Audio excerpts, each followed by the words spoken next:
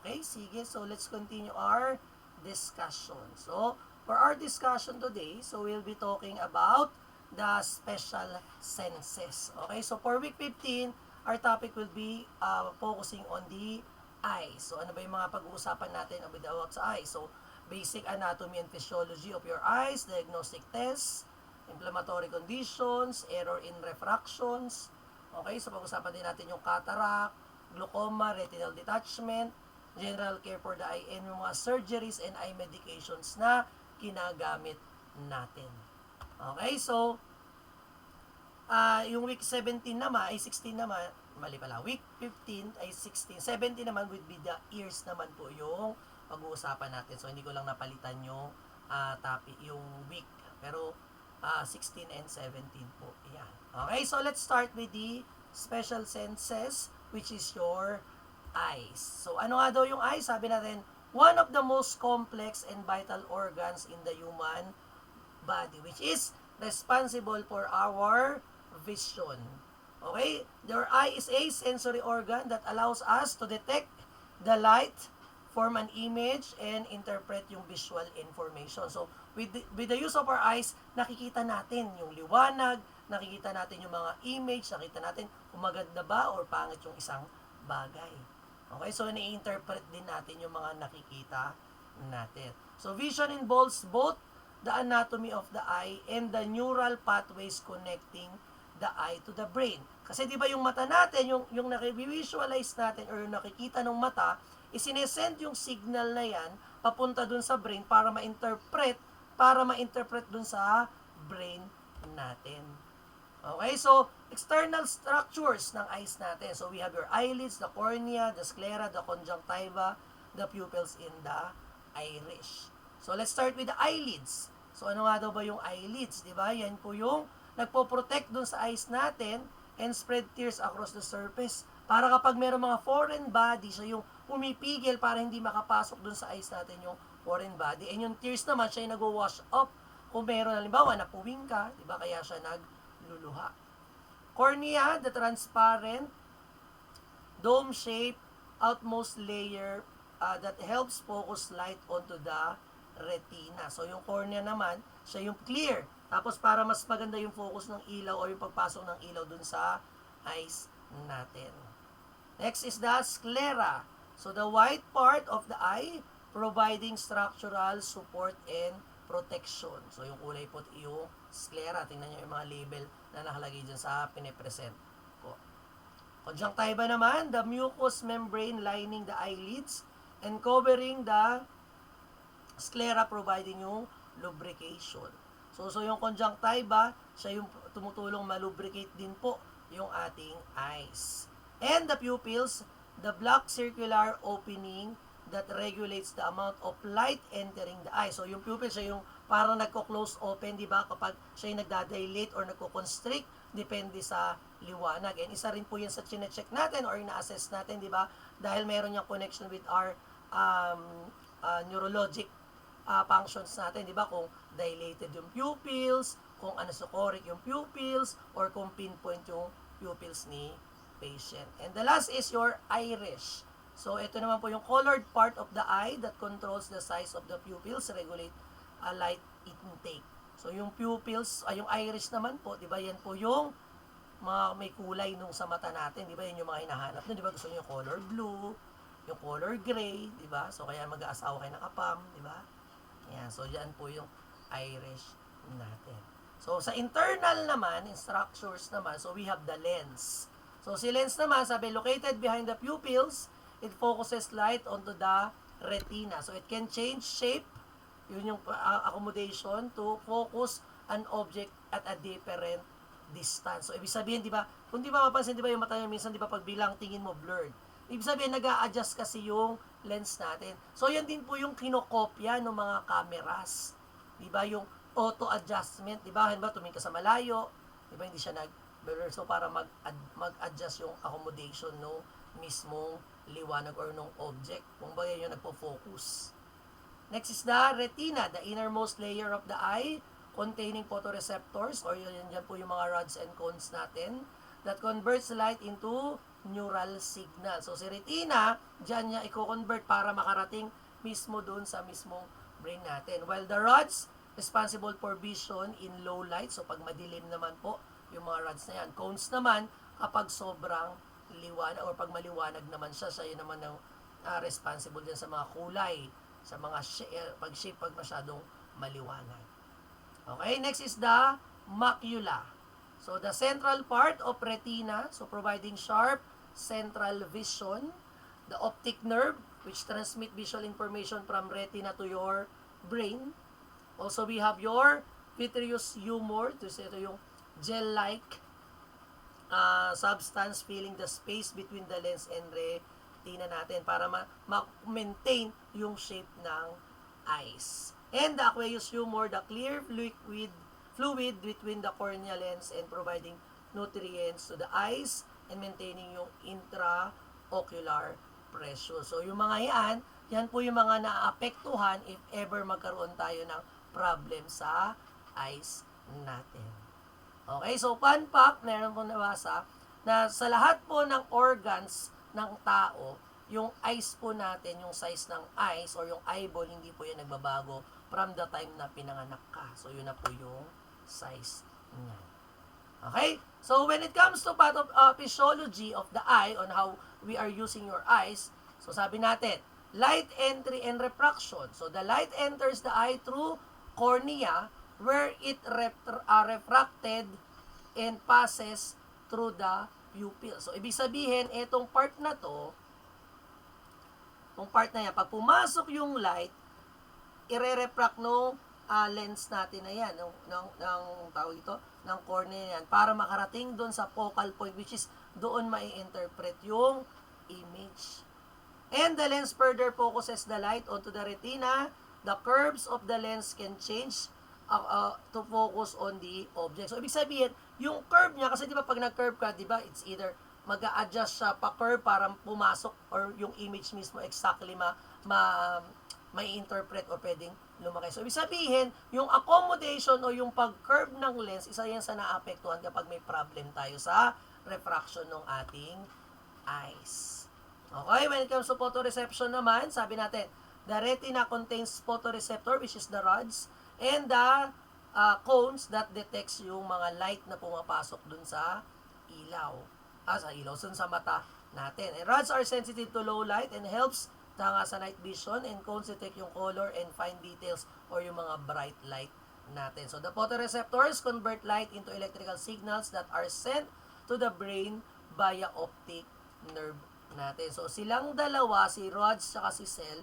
So, for example, ito, nakita nung mata natin.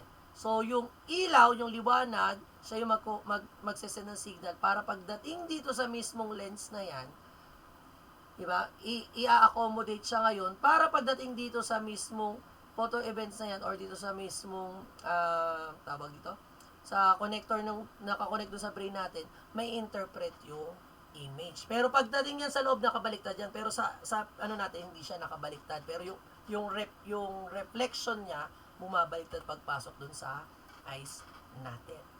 Okay, visual processing dun sa brain natin. So the visual signals travel via optic nerve to visual cortex in the occipital lobe of the brain where they can process the image. So ibig sabihin, pagpasok, makakita ka ng isang object, papasok dun sa lens, makakarating dito sa papunta dun sa optic nerve. And si optic nerve, nakakonekta siya dun sa brain natin going to your occipital lobe or yung visual cortex natin para ma-process natin, ma-identify natin yung image na nakikita natin para ma-differentiate natin. Diba? Alam mo, again, apple. Alam mo na apple yun. Yan. So, yan po yung kung paano na-interpret, paano nakikita or nababasa ng brain natin yung mga images na nakikita ng mata natin. Okay, so what are the clinical conditions that is related to our eyes? So, sabi natin, meron tayong refractive errors. Ibig sabihin, yung pasok ng mga image na yan o yung pag-focus ng image dun sa mata natin, yun yung isa sa mga nagiging problem. So, we have your myopia, hyperopia, astigmatism, and presbyopia. Pag sinabi nating myopia, it is also known as your near nearsightedness. Sabi dito, the image is focused in front of the retina. Patients have difficulty seeing distant object. So, ibig sabihin, hindi niya nakikita yung malalayo. Okay? Pag naman hyperopia o farsightedness, the image is focused behind the retina. So, patients have difficulty seeing close objects. So, yan naman po yung mga, yung nagbabasa, yung nilalayo yung image, nilalayo yung binabasa nila. Okay, when it comes to astigmatism naman, ano daw yun? Irregular curvature of the cornea or the lens. Ibig sabihin, hindi tama yung pagka-curve ng lens, kaya ngayon, yung nakikita ng mata natin is nagbe-blurred yung vision. Blurry yung nakikita natin. So, hindi siya pantay or hindi tama yung pagka-curve niya. Okay, so we also have your presbyopia, age-related, loss of ability to focus on close object due to loss of elasticity ng lens. So, pag presbyopia, ang problem naman yung elasticity ng lens. Diba kasahan natin, diba there is accommodation, diba nagko-curve or nagpa-flatten dapat yung lens para mag-adjust siya dun sa nakikita natin.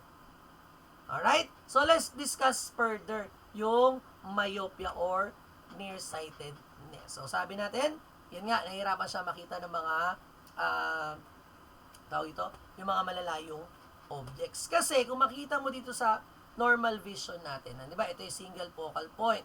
Diyan dapat may interpret yung image. So, sa normal vision, sakto yung pasok ng mismong image dito sa part na to.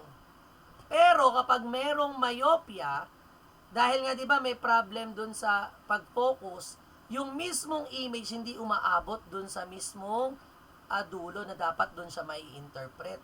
So, bitin. Kaya, ang nangyayari, lumalapit siya para mag-focus. I-adjust niya yung mata niya para makita ng normal yung focus ng mismong nung image na tinitingnan ng isang tao. So, what are the causes daw ng myopia? It could be genetic or pwedeng environmental factors.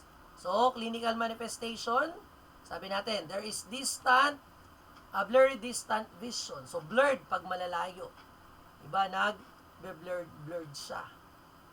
Okay? Ano daw? Eye strain, parang malaging pagod yung mata. Diba? May headache, squinting. Diba? Piling mo, nagpala mo, nagpapakit sa'yo. Diba? Kaso nga, kaya niya, parang pinipikit niya yung mata niya para ma-accommodate yung light, ma-interpret yung image or makita niya ng malinaw yung image na gusto niyang makita. And difficulty with night vision. So, hirap sila sa gabi kapag merong myopia. So, diagnostics. Ano yung mga ginagawa nating diagnostic procedures? So, we can do your visual acuity test. So, the primary diagnostic tool is a visual acuity test often done using yung Snellen chart natin. Diba? Yan yung mga letter papabasa sa'yo with a distance. So, ibig sabihin, halimbawa, dito sa 2020, nabasa mo po yan, 20 feet na layo, normal pa yung mata mo. Pero pag nagbe-blurred na, diba? So, there is problem na.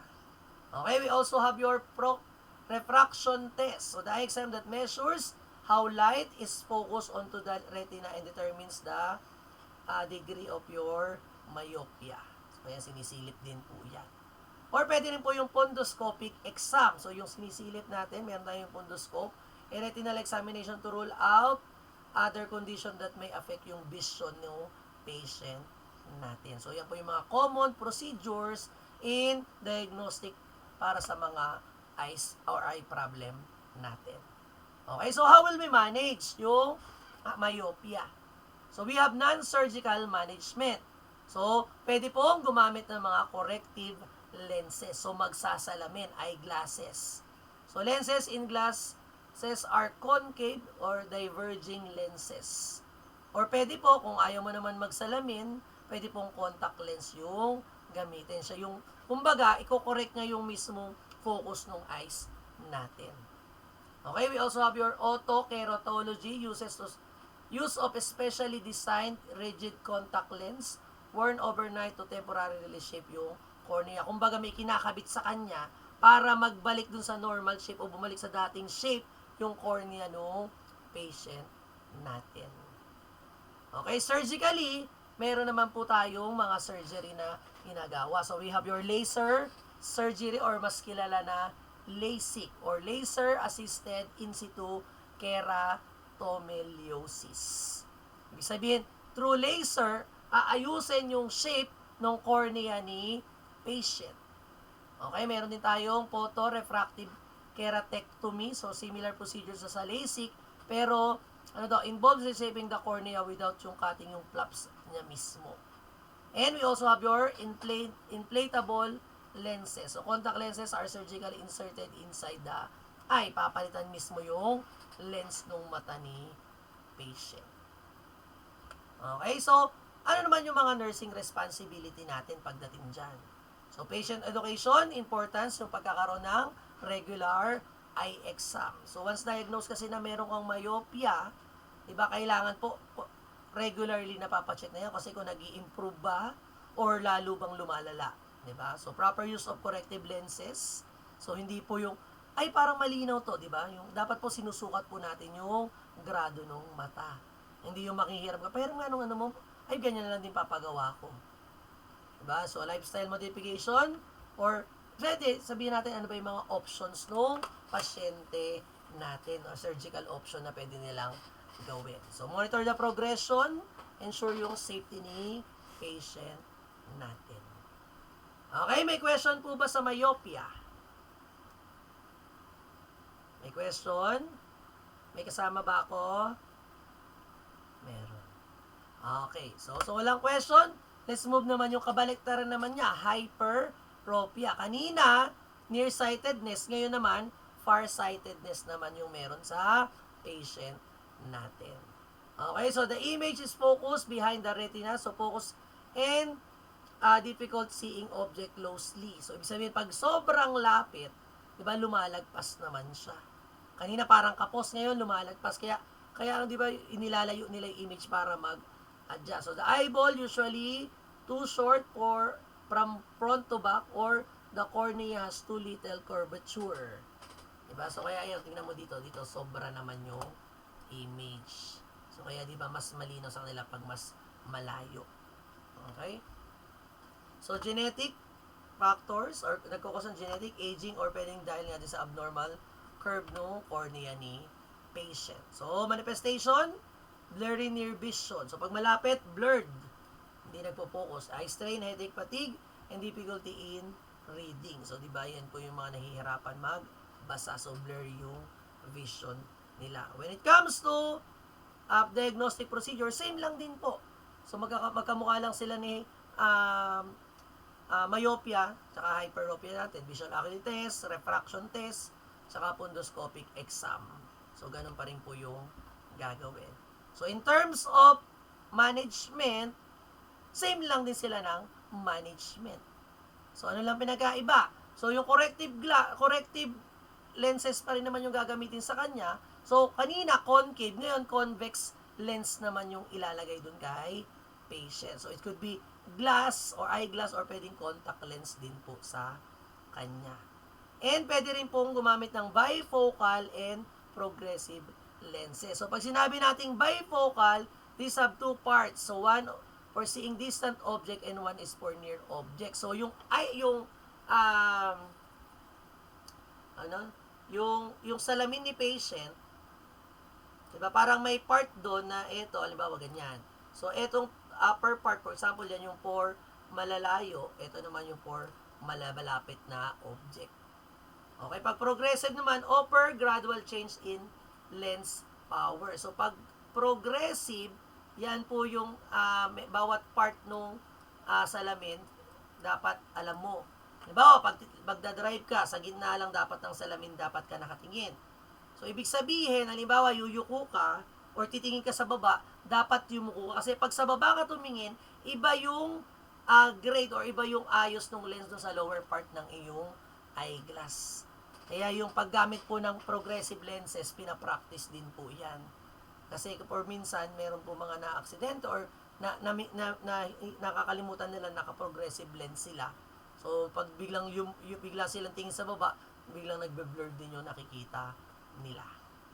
Okay, so, same pa rin po, surgical management, LASIK, photorefractive keratectomy, tsaka refractive lens exchange. So, papalitan po yung lens ni patient.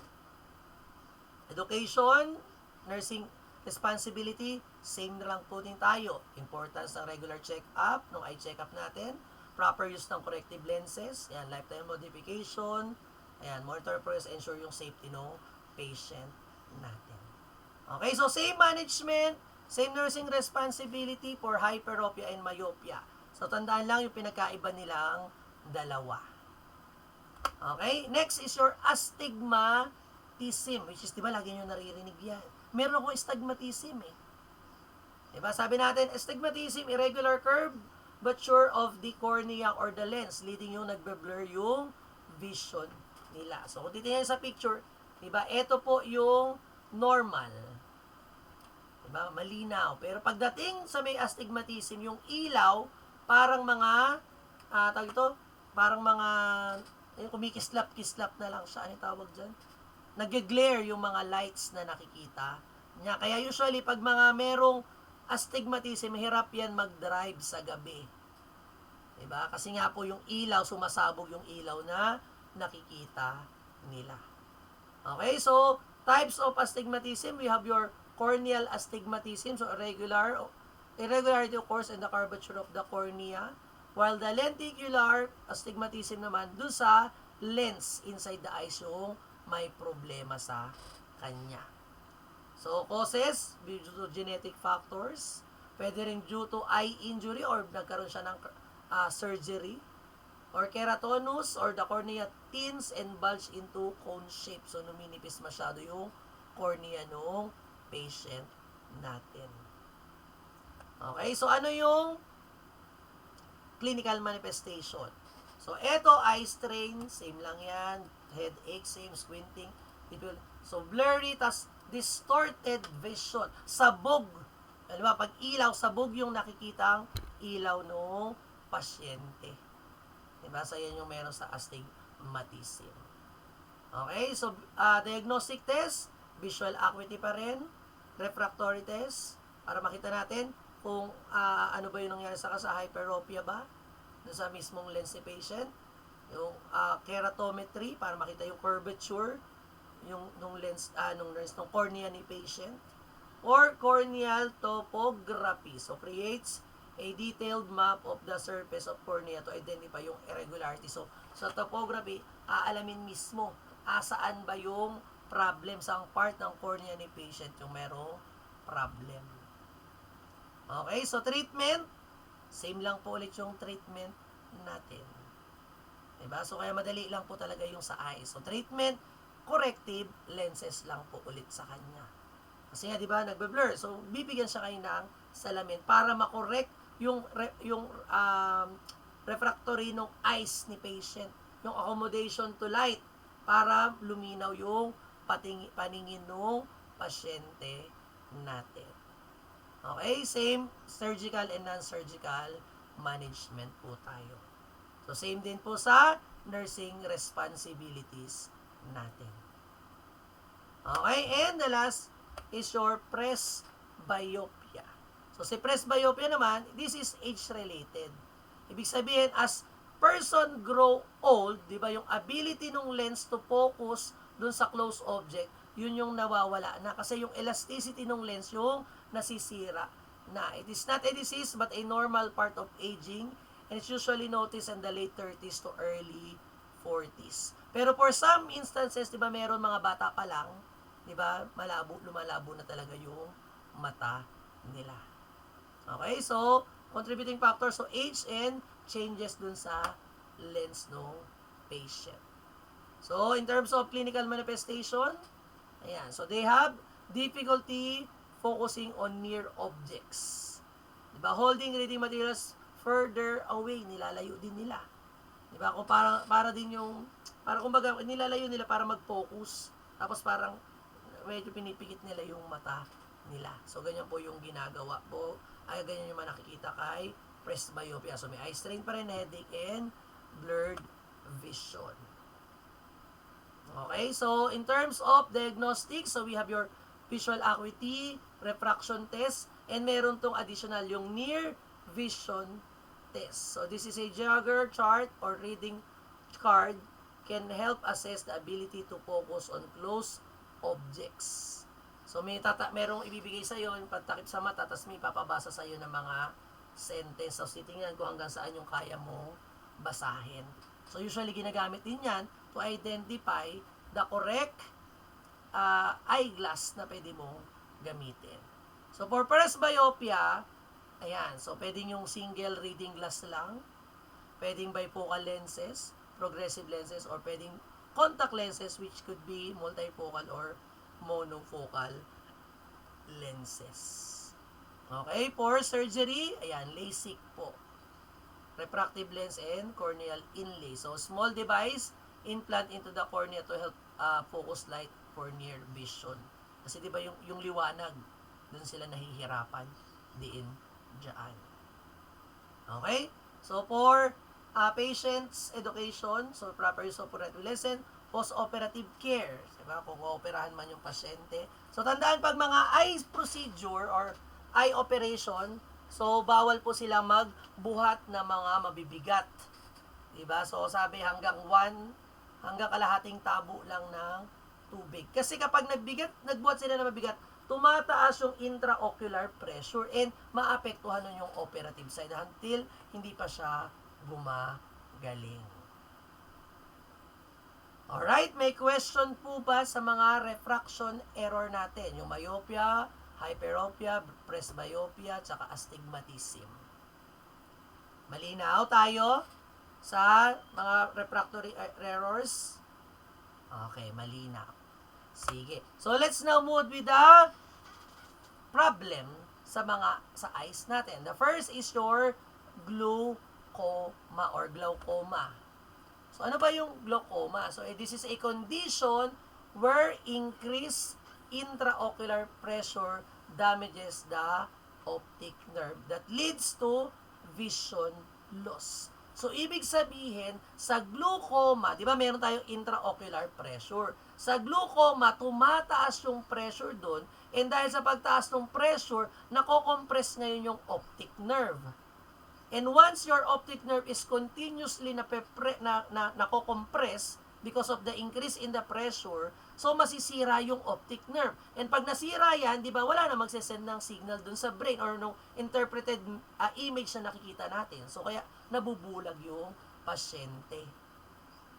Okay, so the drainage system becomes blocked or less efficient. Di ba, meron tayo dyan yung aqueous humor, di ba, yung pagde-drain niya. So ibig sabihin, nabablock siya. Kaya tumataas yung intraocular pressure dun sa mata. So, the high pressure damages the optic nerve over the time leading to vision loss. So, ibig sabihin, yung pressure na yan, iniipit niya.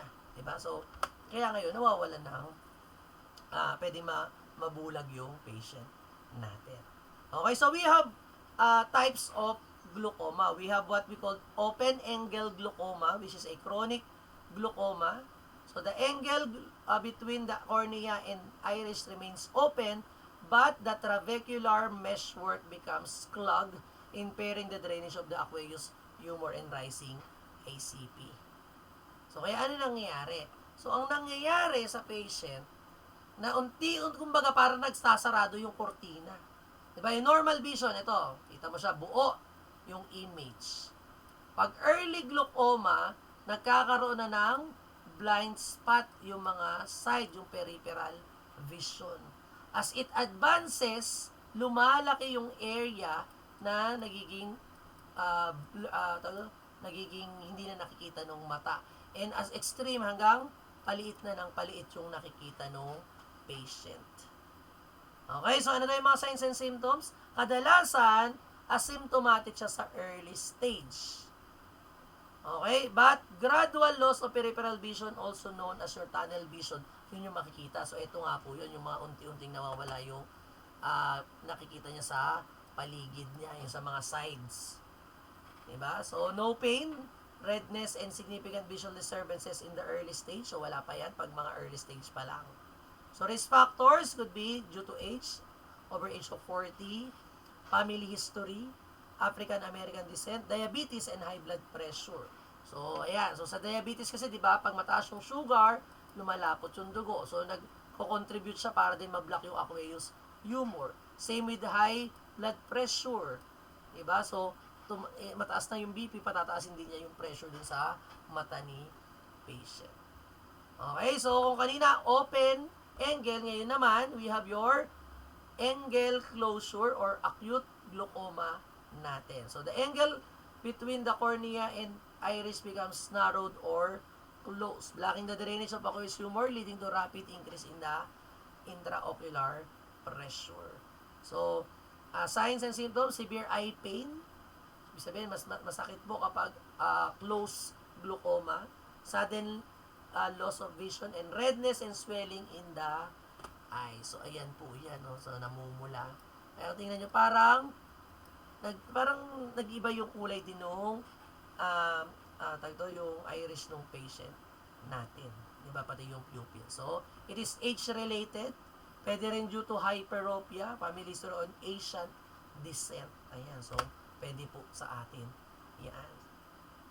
Next is the normal tension glaucoma. So, ano naman daw yan? Optic nerve damages occurs despite normal or low intraocular pressure. So, the exact cause is unknown, but it is believed that reduced blood flow to the optic nerve may contribute. So, nababawasan po sa kanya.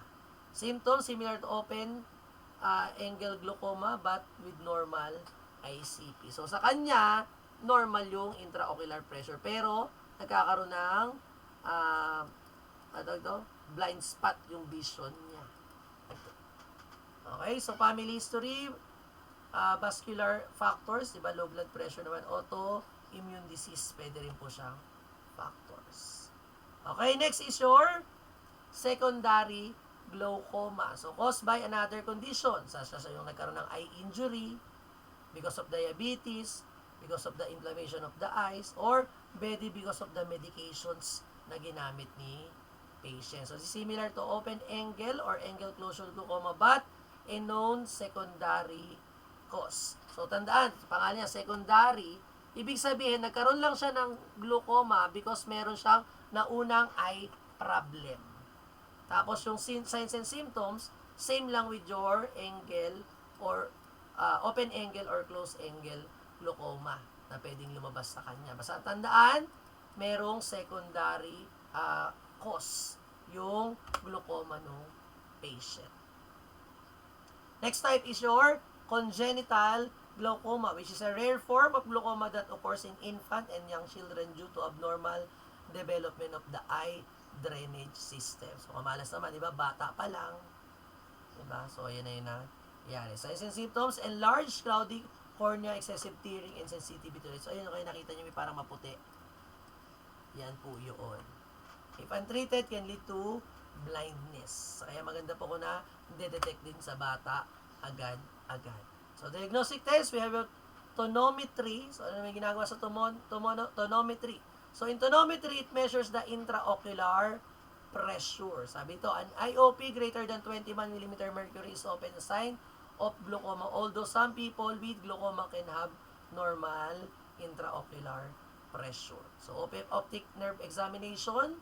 So, looking for the signs of damage, such as yung cup, optic disc, diba? So, para makita natin, ano bang, may nagbabara ba dun sa mga vessels na yan? Yan. So, we can also do your visual field test, detects yung mga loss ng peripheral vision. Kaya po, di ba, may tinatakit, tapos may titingnan ka sa side kung nakikita. Okay, also have your gonioscopy, a test that helps determine the type of glaucoma by evaluation the angle between the cornea and sa iris natin. And the pachymetry, so measure the thickness of your cornea. So, yun naman yung tine-check dyan.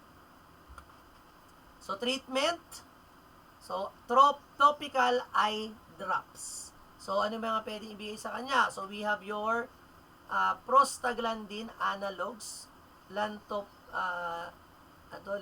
latanopros, or bimatopros. So, help increase yung outflow ng aqueous humor. So, tinutulungan niya na mag-drain. Kumbaga, tinatry niyang tulungan yung drainage system ng mata ni patient. Okay, so meron din tayong kinase inhibitor. Increase the aqueous humor outflow din. Beta blockers.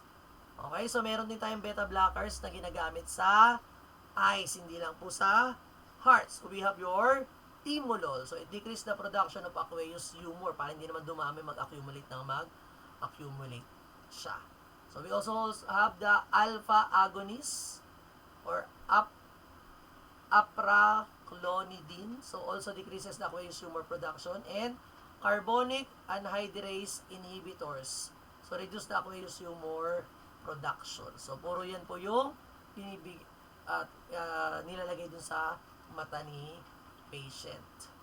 For oral medication, pwede rin po yung carbonic anhydrase inhibitor may be used for acute closure glaucoma or when the eye drops are ineffective na dun sa pasyente. Pero mostly, eye drops po yung ginagamit natin kapag problem sa eyes or for glaucoma. Or pwede rin combination eye drops. So some glaucoma medication combined 2 or more agents to improve yung adherence and efficacy. Yeah. So yung doctor naman po yung magsabi ko ano yung mga pagko-combine nila. Pero pwede pong mag-combine. Okay, for treatment, so we have your laser therapy. So laser trabeculoplasty. So for this is used for open glaucoma. So uses laser to improve yung drainage aqueous humor through trabecular meshwork. So aayusin yung drainage nung mata ni patient. Okay, laser iridotomy. So for open closure for angle closure glaucoma naman siya. So a small hole is created in peripheral iris to open up an angle and allow yung better drainage dun sa mata ni patient. So si trabectomy, open. Si iridotomy, pang close angle glaucoma. Okay, we also have your laser cyclophotocoagulation. A laser used to destroy the part of ciliary body to reduce yung aqueous humor production in cases of severe glaucoma. So ito naman para hindi magproduce ng maraming aqueous humor yung mata ng patient natin. So surgical treatment, trabectomy, surgical removal of part of trabecular vessel to improve yung drainage. Yung glaucoma drainage implant naman, devices implanted into the eyes to help mag-drain yung mismong mga yung aqueous humor and ma-reduce yung intraocular pressure dun sa mismong mata ni patient natin. Okay, so nursing intervention, responsibilities natin, so patient education. So we need to teach about the nature of the disease, paano ba yung nangyayari dyan. Diba? Explain the importance of regular eye exam. Kasi nga, kung continuously tumataas yung pressure, intraocular pressure, yung nagiging problem kay patient. So, medication instructions, adaptation to lifestyle, promote eye safety, provide comfort measure, and ensure yung safety ni patient. So, pag safety, tandaan nyo yung mga clutter, ayan, kasama yan sa dapat aalisin. Tapos, dapat laging well-lighted yung paligid ni patient. Okay, may question po ba with glaucoma? Are we clear? Naintindihan po ano nangyayari sa glaucoma? Naintindihan. Sige. So, next natin is the cataract naman. Okay, so cataract, the clouding of the lens leading to impaired vision, commonly seen in older adults. So, ibig sabihin, nagkakaroon ng cloudation dun sa lens ng mata ng pasyente. Kaya, lumalabo yung paningin ni patient. Okay, the clear transparent lens becomes cloudy due to abnormal accumulation ng mga protein deposits. Kaya nagbe-blurred yung vision ni patient. So, tandaan sa cataract, yung lens ang apektado. Sa glaucoma, yung aqueous humor and yung IOP or the intraocular pressure. Okay, so non-modifiable risk factors, age, genetics, gender, and ethnicity. While the modifiable risk factors, ayan, yung mga pwede nating tanggalin. Smoking, alcohol consumption, dietary factors, sun exposure, diabetes, medication, and eye trauma. So, pwede po maging risk factors natin yan para magkaroon ng cataract. Okay, so what are the symptoms of patient who have cataract? Okay, so first, we have your gradual symptoms. So, nagkakaroon ng blurred or cloudy vision si patient, which is ito po yung hallmark symptoms for cataract. Yung blurry and cloudy vision, especially kapag daw close-up task. Pag titingin siya parang nagbe-blur, tapos parang may mga ulap-ulap siyang nakikita. Pa daw, decreased night vision, so difficulty seeing low light condition or at night. So, hirap siya lalo pag madilim. Kasi di ba pag madilim, di ba dapat nag-a-adjust yung accommodation ng mata natin para pumasok yung mga liwanag para makaaninag tayo sa dilim. Okay, glare or halos. Patient may experience glare from headlights or street lights as well as yung halos around the eyes. So parang nagkakaroon ng ring light. May nakikita kang ring paligid sa paligid ng ilaw or nakita mo sumasabog din yung ilaw. Pwede rin po magkaroon ng double vision yung pasyente. Diba, cataract may cause double vision in one eye or monocular diplopia. So, isang mata niya parang dalawa yung nagiging paningin. So, frequent changes in eyeglasses prescription. So, bakit palagi na lang tumataas? Diba, halos every year nagpapalit ka ng prescription ng eyeglass mo. Diba, nagbabago yung yung grado ng mata mo.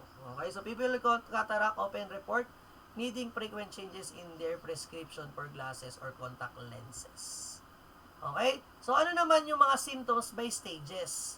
Diba, ibig sabihin, from mild hanggang lumala na po yung cataract ni patient. So early stage, patient may experience mild blurring of vision with no significant impact sa daily activities niya. Parang feeling niya nagbe-blurred lang, pero okay naman, nagagawa pa rin naman niya yung mga activities of daily living.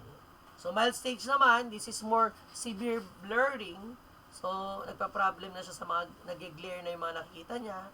So, nahihirapan na siya kapag gabi. Hirap na siya yung paningin niya kapag gabi. And the advanced stage, so ito na yung significant loss or vision loss ni patient. So, difficulty performing everything, so hindi na siya talaga nakakita. Kumbaga, nabulag na po yung patient natin. Okay, diagnostics method for cataract, so patient history.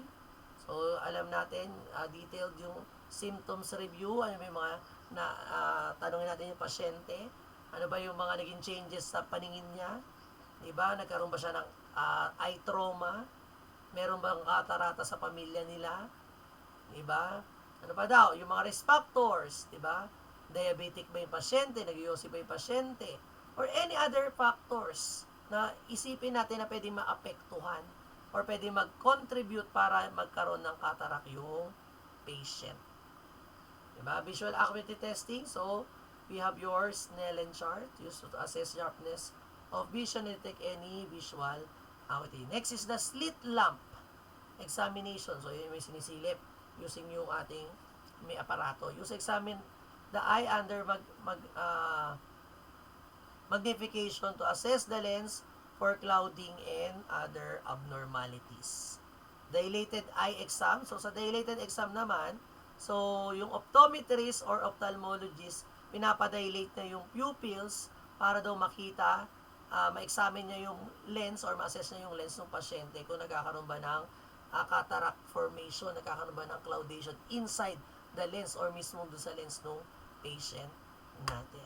Tonometry is also used for cataract, di ba? Para makita natin yung ma-measure yung intraocular pressure inside the eyes of the patient. Pero tandaan, for glaucoma, primarily ginagamit po yung tonometry natin. Pero pwede rin po yung gamitin sa cataract as routine exam or kung suspect natin na may cataract yung patient.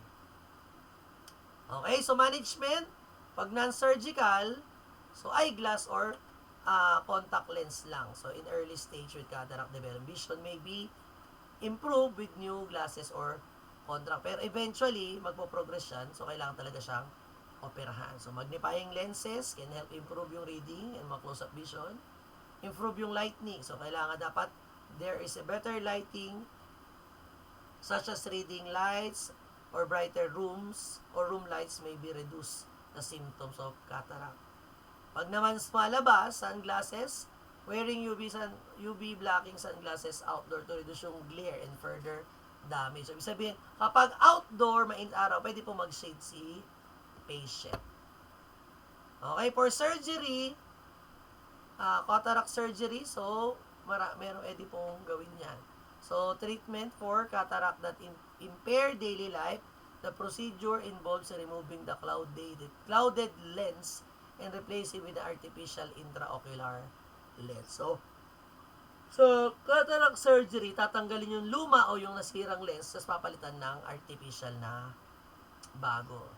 So, the types of cataract surgery, we have your phacoemulsification.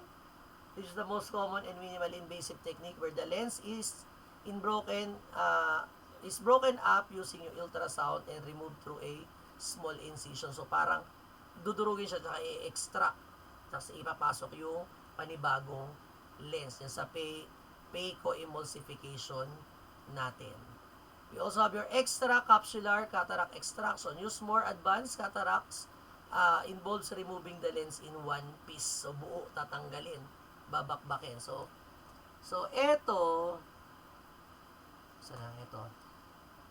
ito yung phacoemulsification. So, nadurog i-aspirate. Tapos, pag nalinis na, papasok yung artificial lens, gagawin. Pero kapag extracapsular, so, buong tatanggalin yung lens at buong papalitan. So, surgery is typically performed under local anesthesia with minimal comfort and the patient can usually go home at the same day. So, dati nag-duty ako dyan nag-volunteer ako sa eye center, one of the hospitals sa Manila. So, ang ginagawa lang namin nun, tagalagay ng palatandaan. So, lalagay ka ng tape kung sa yung right eye ni patient yung ooperahan. So, be careful din po sa ganyan kasi baka may mamali kayo, yung normal na mata pala yung naoperahan. Diba? So, tag-inject din kami ng pampadilate ng pupils. Yan yung mga ginagawa namin. Okay, pre-operative, post-operative, and care natin sa nurse. So, sa patient natin. Pre-op, so yung mga information, di ba? Ensure informed consent, prepare the patient, and pre-op medication. So, yung mga dilate ng pupils, usually yung ginagamit natin dyan. So, post-operative care, so pain management, diba? Monitor complication and enforce post-operative instructions. So, sabi ko nga, bawal magbuhat ng mga mabibigat. Bawal, tumungo o yung nakayuko yung pasyente. It's either naka-upward ng konti or straight lang yung tingin ni patient post-operatively. So, patient education, medication compliance, avoiding eye strain, follow-up care, and emotional support dun sa patient natin. Alright, may question po ba sa cataract? Malinaw? Naintindihan anong nangyayari sa cataract? Malinaw.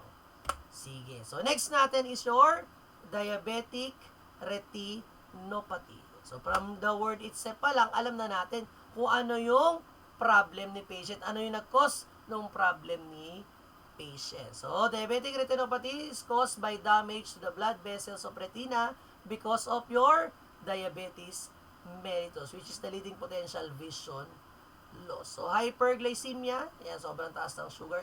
It damages your small vessels in your retina. So, leading to leakage or blockage and abnormal growth of the blood vessel. So, ayan. So, kaya ngayon, ito kung makikita mo, nagkakaroon ng abnormal, asa na siya? Yung sumunod. Ayan. So, merong mga blockage dun sa mismong retina ni patient. Okay, so there are stages in diabetic retinopathy. So first is the non-proliferative diabetic retinopathy. So early stage where microaneurysm or small bulges in the blood vessels form causing yung leakage sa retina. So symptoms, blurred vision, retinal swelling. Signs natin, may microaneurysm, retinal hemorrhage, or cotton wool spot in the retina. So, Parang patsi-patsi na nakikita. Teka, ito na nga lang.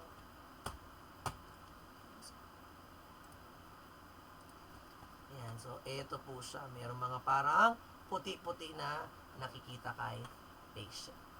Next is your proliferative diabetic retinopathy. So advanced stage where new and abnormal vessels grow in the retina. So ayan, nagkakaroon ng additional na mga ugat-ugat na yung mata ng pasyente or retina ng patient natin. So symptoms, significant vision loss, dark spot, ay nagkakaroon din ng mga floaters, parang may makikita kang lumulutang-lutang. Signs, neovascularization, vitreous hemorrhage, o nagkakaroon ng bleed dun sa mata ni patient or retinal detachment. Ayan. And next is the macular edema or swelling of the macula due to fluid leakage which leads to central vision loss. And ayan, symptoms, blurry or distorted central vision of the patient. So, ano nga daw ang mga risk factors? So, it could be modifiable and non-modifiable. So, for modifiable, ayan, yung sugar control, kailangan mapanormalize natin. Yung hypertension, yung dyslipidemia, smoking, ayan, pregnancy, taon-taon na lang nagbubuntis, pwede rin po yan mag-cause ng diabetic retinopathy. For non-modifiable, ayan, during the duration of diabetes, iba yun kasi hindi mo naman alam, nung bata ka pa lang, may DM ka na. Diba? Genetics or family history or depend sa age ni patient. Okay, so ano makita natin? For early stage symptoms, blur vision, with floaters, and distorted yung nakita. So ayan, meron parang naka-blur, di ba parang Japan yung nakikita ni patient. Di ba pagtingin niya, merong part na malabo. Di ba? O kaya parang sa may mga lumulutang-lutang siya, nakikita kaya nga floaters yung tawag natin. Bakit tayo naman ng mouse? Ayan. So advanced stage naman, loss of central vision. So edema can cause sharp central vision necessary for reading or driving. Ayan. Sudden loss of vision in advanced cases, bleeding from abnormal blood vessels. Ayan. Kaya kasi nagkaroon ng mga bleed si patient. Flashes of light, so caused by traction of the abnormal blood vessels. Kaya parang may kumikistap-kistap siyang nakita. And dark spot or shadows affected by the presence of hemorrhage or retinal detachment. So other symptoms, hemorrhage, small spots of blood in the retina, cotton wool spots, kung saan man magkakaroon ng mga ischemia, diba? So kadalasan white spots yung makikita natin dyan. So neurovascularization, yung mga growth ng new vessels, diba, dun sa nagkakos ng bleed and retinal detachment dun sa patient natin. So diagnostics, so fundus examination, so a dilated eye exam allows an eye care provider to look for microaneurysm o hemorrhage, cotton wool spots. So sisilipin siya para makita nasaan ba yung mga problem dun sa mata ni patient. Okay, for fluorescein angiography naman, merong i-inject na dye dun sa bloodstream and picture are taken as the dye passes to the retina or retinal blood cells to detect yung areas kung saan may mga may black or may nag-leak dun sa vessels ng patient natin. Okay, meron din tayong optical coherence tomography.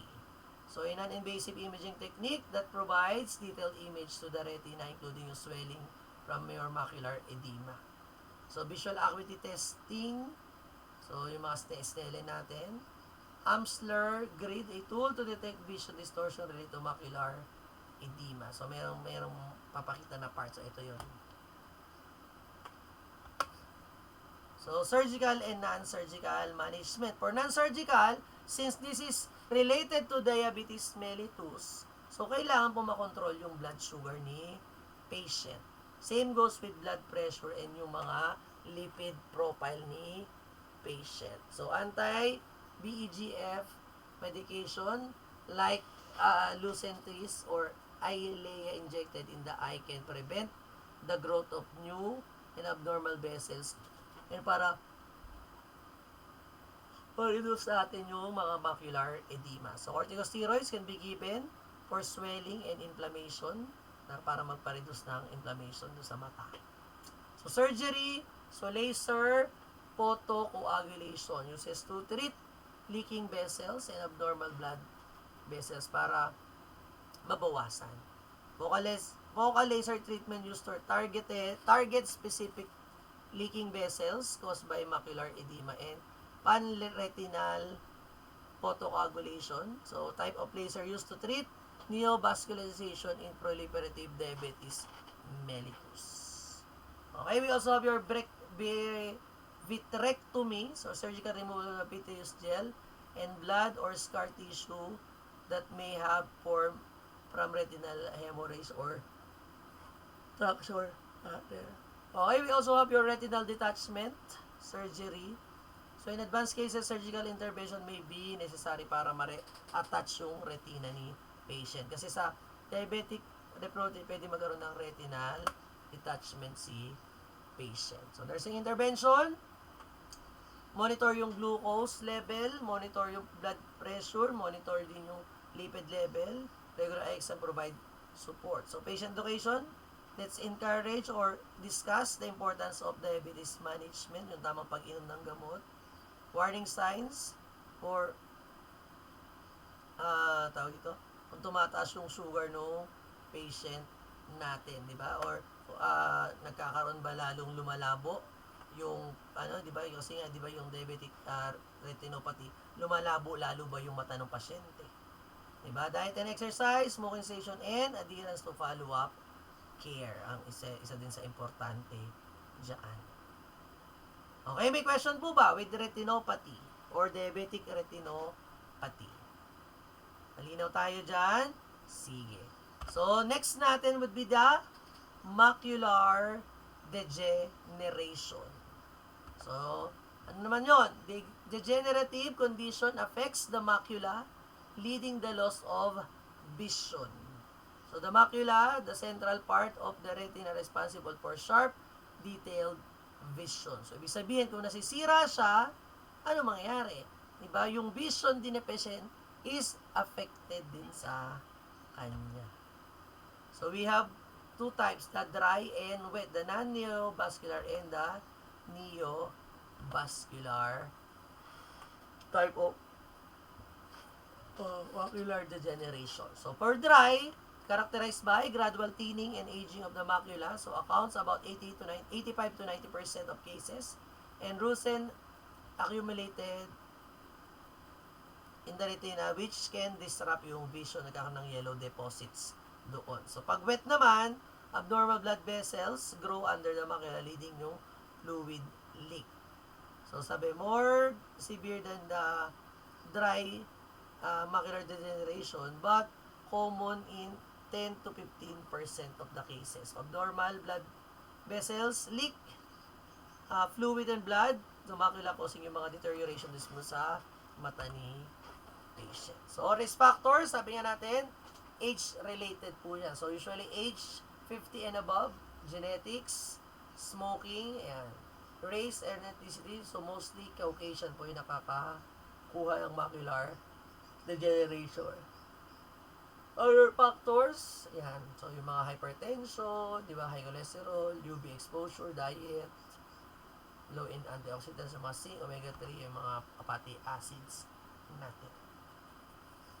So, what are the signs na makikita natin sa patient na merong macular degeneration? So, sabi natin, there will be blurry or distorted central vision.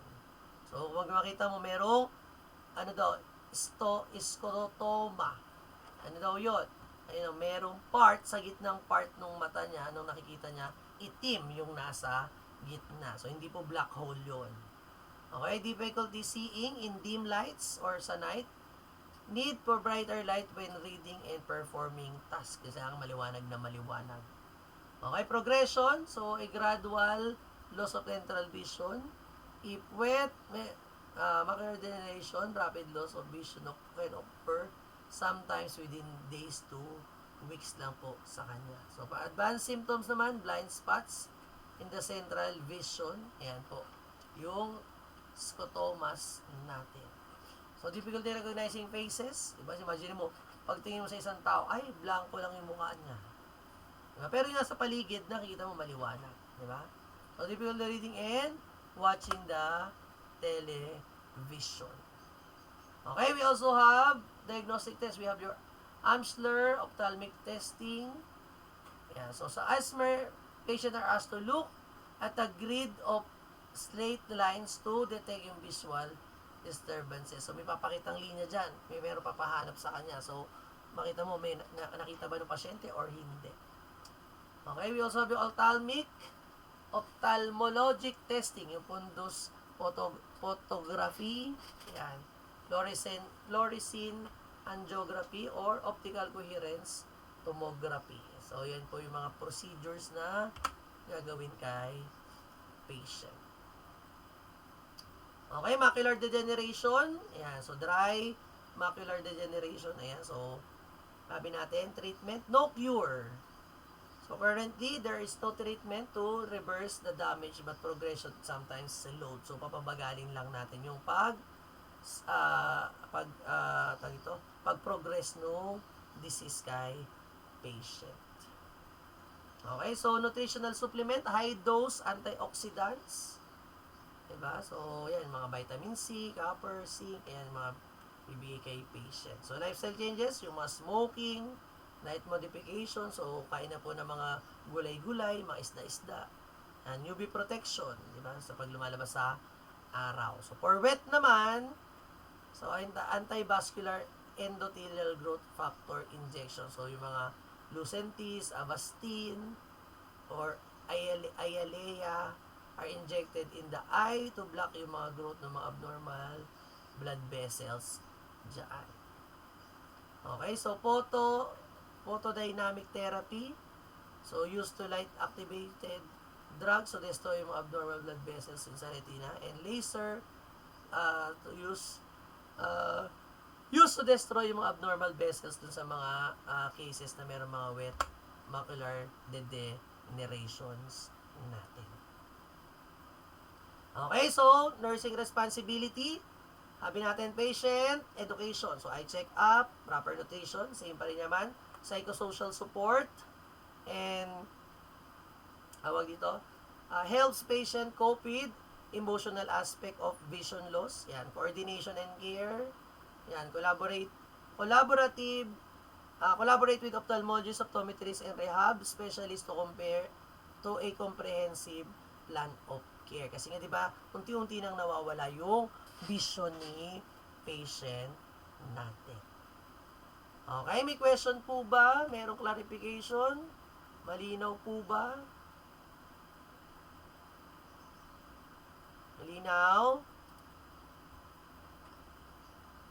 Clear, sure. Sige.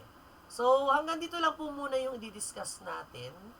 Okay, so i-continue po natin next week with the ear disorder. Pero hanggang dyan lang po yung problem natin sa eyes, yung macular degeneration. So next week, continue po natin sa ear problems naman.